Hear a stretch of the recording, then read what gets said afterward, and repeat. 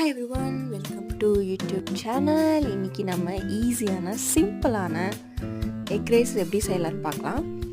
ஒரு கடாயில் எண்ணெய் சூடாயிட்டு கடுகு போட்டு நல்லா பொரிஞ்ச உடனே ஒரு பெரிய வெங்காயத்தோ கருவேப்பிலை 2 பச்சை மிளகா கீரிய பச்சை மிளகா போட்டு நல்லா வதக்குங்க.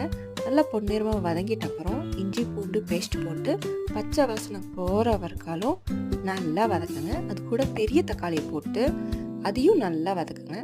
எல்லாம் நல்லா ஒன்றா வதங்கிட்ட அப்புறம் கொஞ்சோண்டு டர்மரிக் பவுடர், அப்புறம் கொரியாண்டர் பவுடர், அப்புறம் நம்ம ஆல்ரெடி பச்சை மிளகாய் ஆட் பண்ணியிருக்கோம். ஸோ பார்த்துட்டு நமக்கு தேவையான அளவு ரெட் சில்லி பவுடர் போட்டு கொஞ்சோண்டு கரம் மசாலா பவுடர் போட்டுக்காங்க. நான் கலருக்கு காஷ்மீர் சில்லி பவுடரும் போடுறேன். போட்டுட்டு எல்லாமே பச்சை வாசனை போகிற வரைக்காலும் நல்லா ஃப்ரை பண்ணணும். ஸோ ஏன்னா இப்போயே ஆட் பண்ணிட்டிங்கன்னா பச்சை வாசனை வரும். இதெல்லாம் நல்லா வதங்கிட்ட அப்புறம் நமக்கு தேவையான நான் 3 முட்டை எடுத்திருக்கேன். ஒரு ஆள் சாப்பிட்ற அளவுக்கு 3 முட்டை போட்டு அதையும் நல்லா போட்டு வதக்கணும். நல்லா மர்ஜ் ஆகணும்.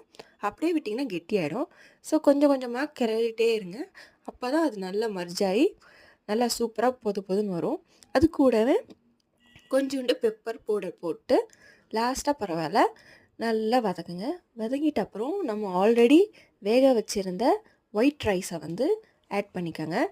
மேலப்பில் கொரியாண்டர் போட்டு அதையும் போட்டு நல்லா மிக்ஸ் பண்ணிங்கன்னா நல்லா சூப்பரான டேஸ்டியான வெரி சிம்பிள் எக் ரைஸ் நல்லாயிருக்கும். ட்ரை பண்ணி பார்த்துட்டு சொல்லுங்கள். Thanks for